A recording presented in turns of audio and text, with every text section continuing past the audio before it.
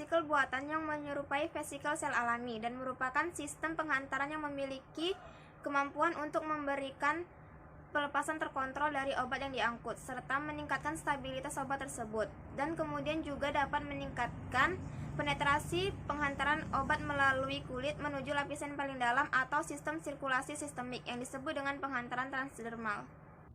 Transposoom memiliki karakterisasi yaitu visualisasi transposoom dapat dilakukan dengan menggunakan transmission elektron mikroskop dan scan elektron mikroskop. Ukuran partikel dan distribusi ukuran dapat ditentukan oleh hamburan cahaya dinamis dan spektroskopi korelasi foton.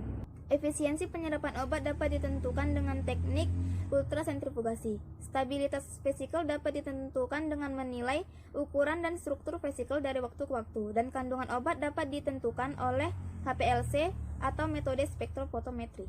Yang ketiga ada bahan pembentuk dari transpersom. Nah, transpersom sendiri terdiri dari fosfolipid seperti fosfatidilkolin yang merupakan lipid bilayer dalam lingkungan air dan membentuk gelembung tertutup. Komponen bilayer atau lapisan yang lembut diantaranya yaitu surfaktan biokompatibel dan suatu obat yang bersifat amfifilik, ditambahkan untuk meningkatkan fleksibilitas dan permeabilitas dari lipid bilayer. Bahan pembentuk transpersom yang pertama yaitu fosfolipid. Fosfolipid berbentuk serbuk putih, kadang-kadang terlihat bersih, hampir tidak berwarna jika dalam kloroform dan metilen klorid. Fosfolipid juga dapat diperoleh dari bahan alam seperti telur, kacang, kedelai, atau juga dari sintesis.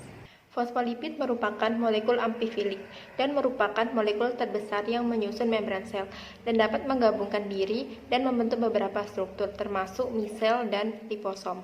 Bahan pembentuk transpersom yang kedua yaitu etanol. Etanol dengan konsentrasi berbeda luas digunakan dalam formulasi farmasi dan kosmetik.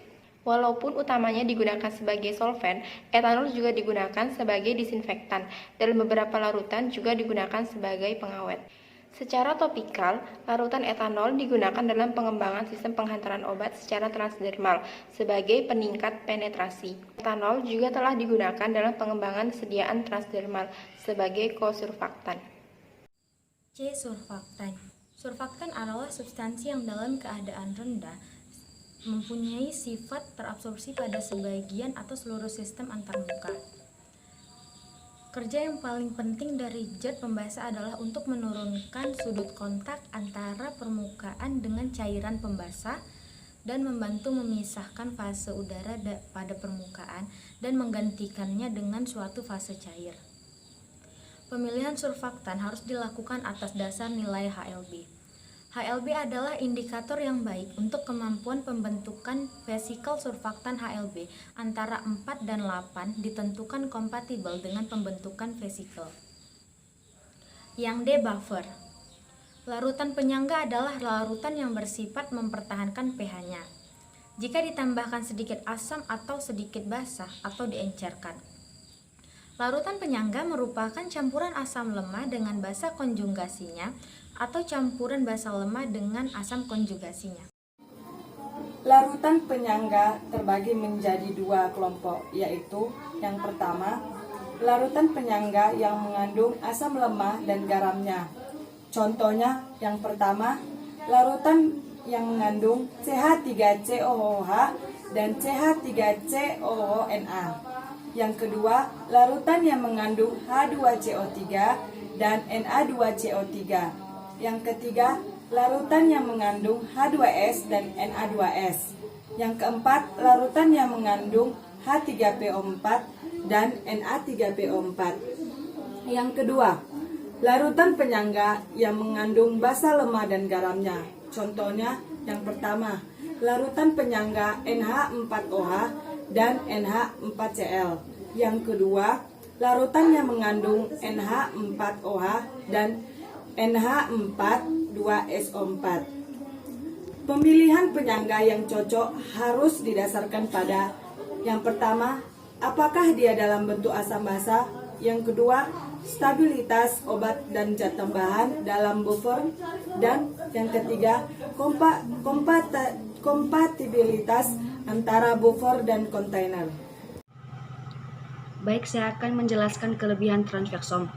Adapun kelebihan dari transpersom, antara lain bagian A, transfersom memiliki infrastruktur yang sama-sama terdiri dari gugus hidrofobik dan hidrofilik, dan sebagai hasilnya dapat mengakomodasi molekul obat dengan berbagai kelarutan. Bagian B, transfersom dapat merusak dari melewati penyempitan atau dari 5-10 kali lebih sedikit dari diameter mereka sendiri tanpa kehilangan ukuran. Bagian C digunakan untuk pengiriman sistemik serta obat topikal.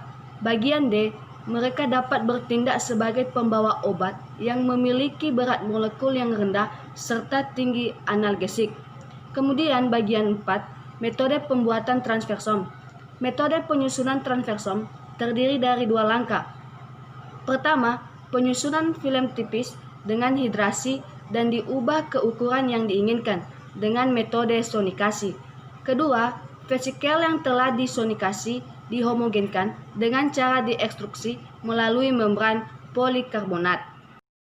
Campuran bahan vesikel yang terbentuk yaitu fosfolipid dan surfaktan dilarutkan dalam pelarut organik. Pelarut organik diuapkan di atas suhu kamar. Kemudian pada suhu 50 derajat Celcius dengan menggunakan rotary evaporator dimurnikan. Sisa pelarut dihilangkan di bawah vakum. Film-film lipid yang tertinggal dihidrasi dengan pencampuran buffer dengan pH 6,5 dan dirotasi selama 60 menit dengan temperatur 1 rpm pada suhu yang telah disesuaikan. Setelah itu, vesikel didiamkan selama 2 jam pada suhu kamar. Selanjutnya, mekanisme penetrasi perkutan transfersom. Agregat pembawa terdiri dari setidaknya 1 amfipatik seperti fosfatidilkolin yang pada pelarut air menggabungkan diri ke dalam lapisan lipid ganda yang menutup ke dalam vesikel lipid sederhana. Fleksibilitas dan permeabilitas yang dihasilkan dioptimalkan sehingga vesikel transfersom bentuknya dapat beradaptasi dengan mudah dan cepat. Dengan menyesuaikan konsentrasi lokal dari tiap komponen bilayer terhadap lokal stres yang dialami oleh bilayer. Fleksibilitas membran transfersom ini dicapai dengan mencampurkan komponen permukaan yang aktif dan cocok dan rasio yang tepat. Berdasarkan formulasi anestesi lokal, lidokain dan tetrakain, transfersom menunjukkan permeasi setara dengan suntikan subkutan. Kembali lagi dengan saya, Munzir Al-Faid, akan menjelaskan penetrasi mekanisme dari transfersom. Nah, di sini transfersom adalah suatu vesikel lipid yang memiliki deformabilitas paling baik di antara vesikel lainnya. Umumnya transfersom digunakan secara topikal. Transfersom tersusun dari fosfolipid dan surfaktan. Transfersom juga memiliki kelebihan jika dibandingkan dengan liposom konvensional, yaitu vesikel transfersom memiliki kemampuan deformabilitas sehingga mudah berpenetrasi, yang mudah melalui pori-pori yang lebih kecil dibandingkan ukuran droplet itu sendiri. Nah, transfersom diekstruksi melalui membran filter dengan ukuran diameter 400 nanometer. Nah, di sini ada sediaan transfersom yang digunakan secara topikal dan pengaplikasiannya pada kulit. Di sini terdapat bagian kulit, bagian epidermis kulit, dan bagian dermis kulit. Di bagian epidermis kulit terdapat intercellular gap atau penyambung sel, yang dimana kadar untuk airnya itu 15%. Dan untuk bagian dalam sedikit dari epidermis 75%. Nah, ini merupakan sediaan transfersom. Nah, ketika transfersom sudah diaplikasikan ke dalam kulit, terjadinya deformabilitas lead to dehydration, atau ketika transfersom masuk melalui kulit, transfersom akan mengalami deformabilitas, yaitu perubahan bentuk, di mana deformabilitas tersebut akan menyebabkan dehidrasi. Deformabilitas agregat yang tinggi ini didukung oleh permukaan hidrofilisitas transfersom yang tinggi, mencari konsentrasi air yang lebih tinggi yang ada di sekitarnya, yang dari hanya 15% kadar air pada bagian intercellular gap sampai dengan 75% kadar air pada bagian dalam dari epidermis tersebut. Pada transfersom, konsentrasi surfaktan yang lebih tinggi dalam campuran misel membuat transfersom memiliki kekuatan pendorong untuk berpenetrasi ke dalam kulit. Gradien transdermal ini disebabkan juga karena perbedaan kandungan air antara permukaan kulit, dehidrasi hanya sekitar 15%, dan epidermis berair hampir dengan sampai dengan 75%. Vesikel ini cenderung menembus penghalang bermigrasi ke dalam stratum yang kaya akan air. Ini merupakan stratum corneum atau bagian tempat sel mati, di mana kadar airnya hanya 15% dekat dengan melalui intercellular gap. Nah, penghalang penetrasi melibatkan deformasi biliar reversibel sehingga dapat berinteraksi dengan baik. Ketika sampai dengan lapisan dermis, transpersom akan mengalami rehidrasi.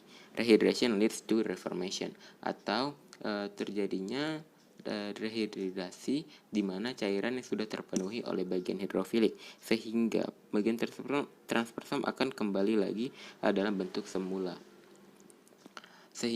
Transpersom setelah mengalami rehidrasi, transpersom akan mengembalikan bentuk seperti semula atau reformation, dan obat sampai ke bagian vaskularisasi untuk memberikan efek terapi.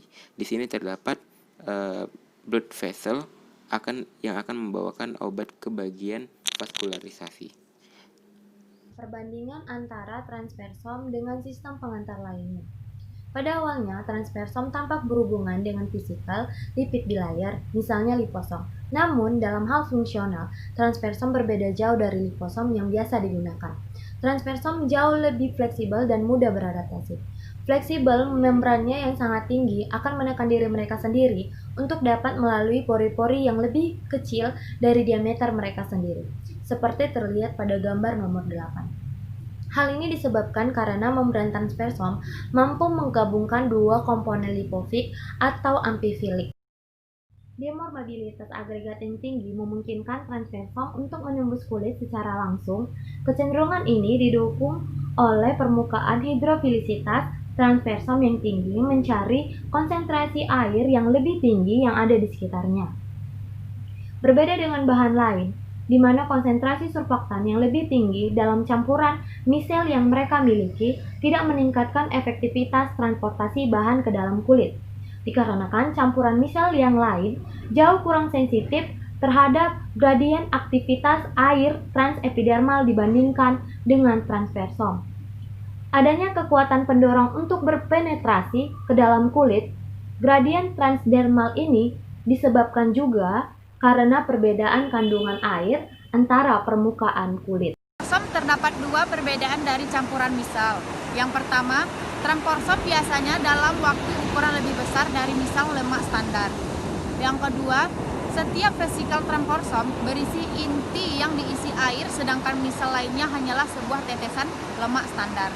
Sehingga transpersom dapat membawa air serta larut dalam lemak dibandingkan dengan misal yang hanya dapat menggabungkan zat lipoidal. Faktor-faktor yang mempengaruhi absorpsi permukaan yaitu: yang pertama, obat yang dicampurkan dalam pembawa tertentu harus bersatu pada permukaan kulit dalam konsentrasi yang cukup. Yang kedua, konsentrasi obat umumnya merupakan faktor yang penting. Jumlah obat yang diabsorpsi serta perputaran per unit luas permukaan setiap periode waktu bertambah sebanding dengan bertambahnya konsentrasi obat yang dalam suatu pembawa. Yang ketiga, semakin banyak obat diserap dengan cara absorpsi perkotan apabila bahan obat dipakai pada permukaan lebih luas. Yang keempat, bahan obat harus mempunyai suatu daya tarik fisiologi yang lebih besar pada kulit daripada terhadap pembawa, supaya obat dapat meninggalkan pembawa menuju kulit. Yang kelima, beberapa derajat kelarutan bahan obat baik dalam minyak dan air dipandang penting untuk efektivitas absorpsi perkutan. Baiklah, saya akan melanjutkan yang ke-8, yaitu inovasi penghantaran obat. Inovasi penghantaran obat ini memiliki keunggulan dibandingkan jalur penghantaran obat yang lain. Di antaranya, yang pertama, meminimalisasi ketidakteraturan absorpsi dengan jalur oral yang dipengaruhi oleh pH makanan, kecepatan pengosongan lambung, waktu transit usus, dan lain-lain. Yang kedua, obat terhindar dari first phase effect. Yang ketiga, terhindar dari degradasi oleh saluran gastrointestinal. Yang keempat, jika terjadi efek samping yang tidak diinginkan seperti reaksi alergi, maka pemakaian dengan mudah dapat dihentikan. Ya, iya. Keenam, input obat sirkulasi sistemik terkontrol serta dapat menghindari lonjakan obat sistemik. Yang ketujuh, relatif mudah digunakan dan dapat didesain sebagai sediaan lepas terkontrol yang digunakan dalam waktu relatif lama. Misalnya dalam bentuk transdermal parts atau semacam plaster, sehingga dapat meningkatkan threats complaints